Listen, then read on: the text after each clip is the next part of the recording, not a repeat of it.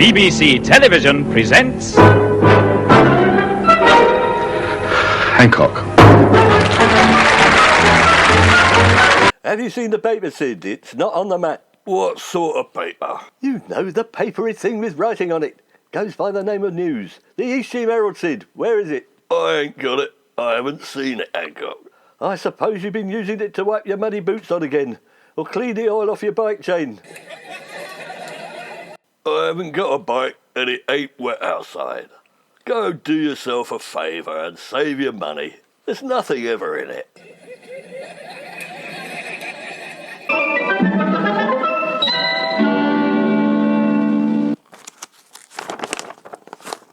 Right, here it is, another copy. Time to settle down for a good read with the local paper on a Saturday afternoon.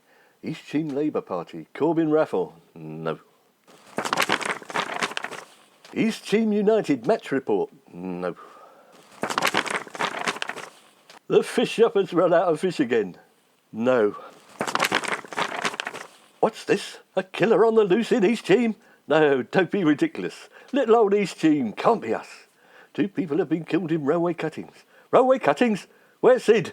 Quick, I better warn him. He might be walking into a trap. Sid, where are you? Come in quick, your dinner's on the table. If you don't come in, I'll smack you and send you straight to bed without any food. For God's sake, pull yourself together, Hancock. You're not his flaming mother.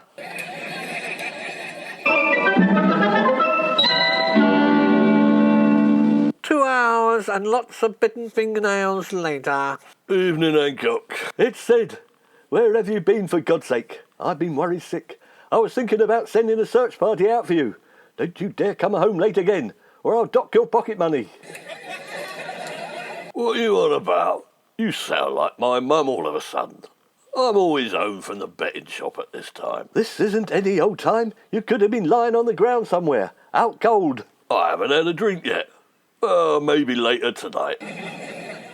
For God's sake, man, haven't you heard the news? I've been frantic with worry. My teeth are chattering. Wait a minute, it's the central eating.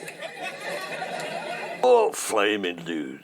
You don't mean the murders in railway cuttings, do you? I saw the billboards in the high street. You know already? So why are you so nonchalant? I'm shaking in me boots. My teeth are chattering. Wait a minute, I've done that one already. Relax, there's nothing we can do about it, is there? What's done is done. How can you sit there shrugging your shoulders? This is a major incident, Sid. The whole village is on lockdown, in case they escape. Or perhaps they don't need to escape. Perhaps they're still here. I know about the village. The coppers questioned me at the bottom of the road. They're all over the place. I gave you as an alibi. How can you be so callous about dead people? It could have been me, for God's sake. No, it couldn't. You're here, aren't you? So how did you know, walking up the road, that I wasn't lying in here with a knife sticking in me back? Who'd want to kill you? What do you mean who'd want to kill me? I can think of loads of people. The killer hiding behind the door, for God's sake. Anyway, I could be next on the killer's list. So he's got a list, has he? How do you know? Have you seen it? Of course I haven't seen it. It's just an expression, Sid. Anyway, did you know the victims? Mr. Hardwick at number 9 and Mrs. Merryweather at number 3. 9 and 3. That's a coincidence. They're all odd numbers, Hancock. What a thing to say about Mrs. Merryweather and Mr. Hardwick. Don't you care? You can be callous, Sidney James. All you can think about is that their houses were odd-numbered. You're trying to work out the betting odds, aren't you? Who's going to be next? Number 19, 10 to 1. Number 23, Tony Hancock, Evan's favourite. I only knew them, Hancock. Well, if you're going to be like that, I'll go down the pub. Yes, but be careful the killer doesn't get you. I won't be there to save you, Sid. Check to make sure there's no one following you with a carving knife. Is that a threat, Hancock? Hardly. Well, go on, get yourself killed. See if I care.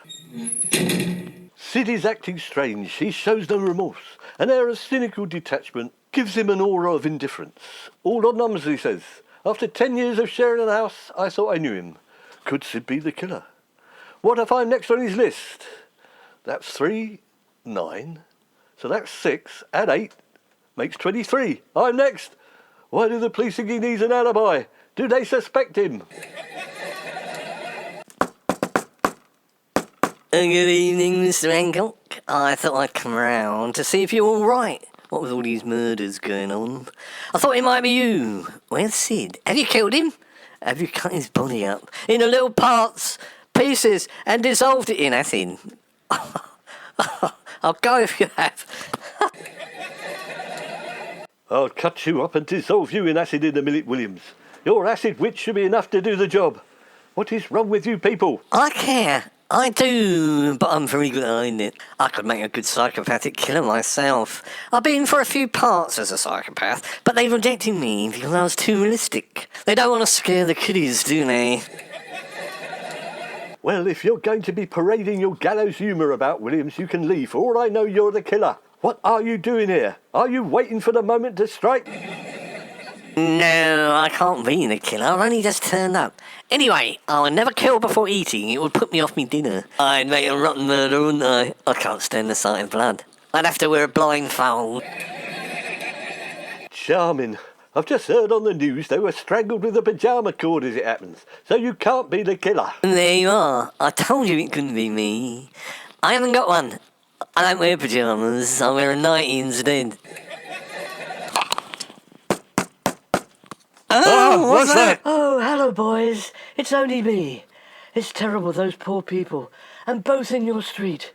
You don't know anything about it, do you, Tony? Of course I don't know anything, Hat. I didn't do it. All right, yes, I do know something, but only from what I've heard. Oh, don't bite my head off, Tony. I didn't mean it like that. Of course you wouldn't do a thing like this. Have you seen Sid, Kenneth? No, I think he's vanished without a trace, which is a bit of a coincidence, given there's a murderer about. It's usually someone they live with, isn't it? Now, Kenneth, don't tease poor old Tony. This is very concerning.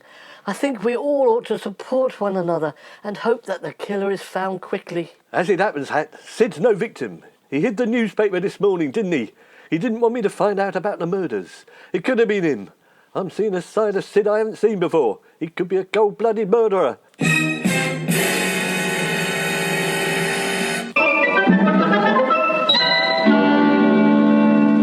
Hello? Is anybody in? Where is everybody? We're under the table, in case you murder us.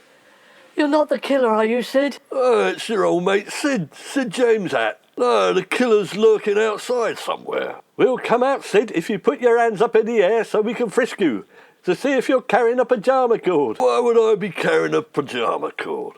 My pyjama cord is upstairs, in my pyjamas. Right, this is serious. Kenneth, go upstairs quick and check Sid's pyjamas. Hold your horses. You don't think for a minute that I'm the killer, do you?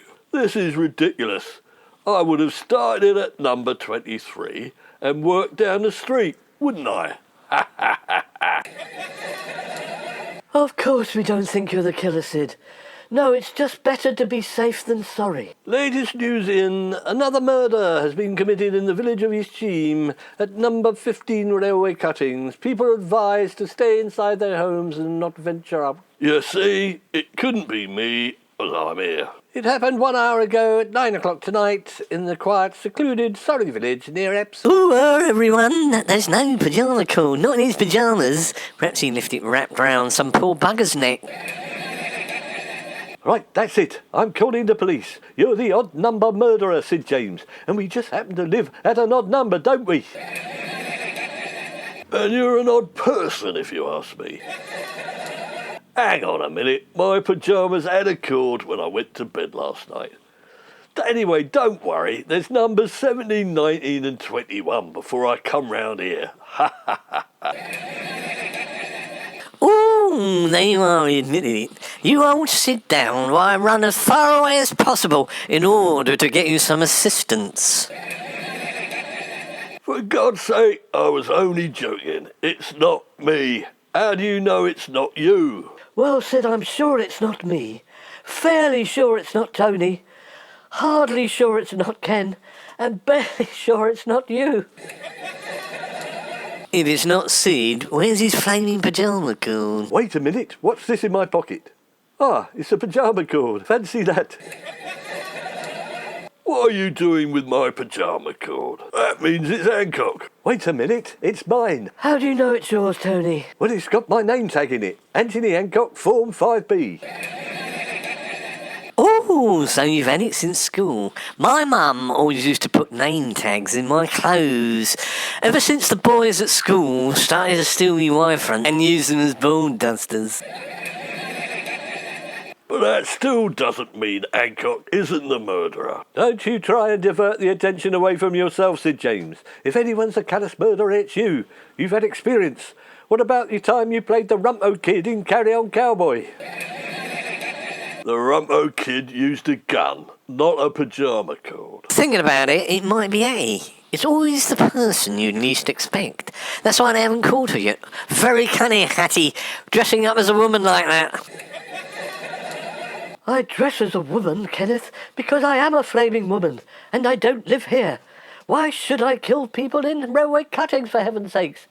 Anyway, I was under the table an hour ago. Sid was the only one not with us an hour ago. Where were you, Sid? Well, I was walking up railway cuttings and I saw a light on in number 15. But that was the house where the poor person was murdered. Hang on, I didn't do it. I looked in the window and couldn't see nothing and went round the back. Well, that's it then. Sid's got a cast iron alibi. It was with the poor sod who just got murdered. Sidney James, I charge you with the murder of...